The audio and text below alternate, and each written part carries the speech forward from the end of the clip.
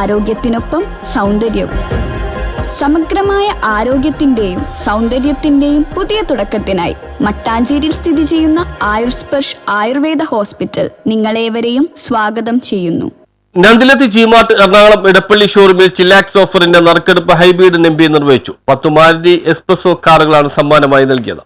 South ഇന്ത്യയിലെ പ്രമുഖ ഗൃഹോപകരണ electronic digital വിതരണ ശൃംഖലയായ ഗോപു നന്ദിലത്ത് ജിമാർട്ട് ഉപഭോക്താക്കൾക്കായി ഏർപ്പെടുത്തിയ ചില്ലാക്സ് ഓഫറിന്റെ നറുക്കെടുപ്പ് നടത്തി. നന്ദിലത്ത് ജിമാർട്ട് എറണാകുളം ഇടപ്പള്ളി ഷോറൂമിൽ നടന്ന ചടങ്ങിൽ ഹൈബ്രിഡ് എംപി നറുക്കെടുപ്പ് നിർവഹിച്ചു. ചില്ലാക്സ് ഓഫർ വിജയികൾക്ക് 10 മാരുതി എക്സ്പ്രസോ കാറുകളാണ് സമ്മാനമായി നൽകിയത്. Nandilath group chairman Gopu Nandilath, executive director Arjun Nandilath, director Aishwarya Nandilath, group CEO P A Subeer, administration manager Joy N P തുടങ്ങിയവർ ചടങ്ങിൽ പങ്കെടുത്തു. ചില്ലാക്സ് ഓഫർ 100 ദിവസത്തെ ഞങ്ങളുടെ കർമ്മ പദ്ധതിയായിരുന്നു.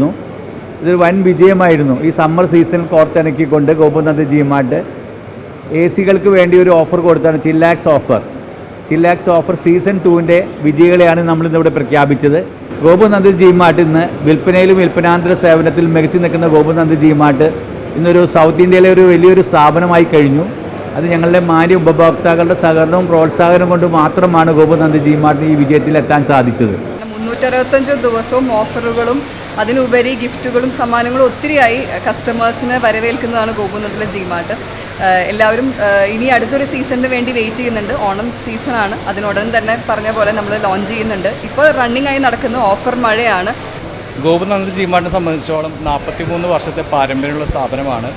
ഇതുവരെ ഗോപുനന്ദ ജിമാർട്ട് 1000-ഓളം വിജയികളെ പ്രഖ്യാപിച്ചു കഴിഞ്ഞു. ഈ 43 വർഷത്തിൽ നമ്മൾ കഴിഞ്ഞ ഓണം സീസണിൻ്റെ ഭാഗമായിട്ട് ബെൻസ ഓഫറിൽ 6 വിജയികളെ നമ്മൾ സമ്മാനിച്ചു. ഇപ്പോൾ ഈ വർഷത്തിൽ തന്നെ വീണ്ടും നമ്മളൊരു 10 വിജയികളെ പ്രഖ്യാപിച്ചു കഴിഞ്ഞു. News bureau, Kochi.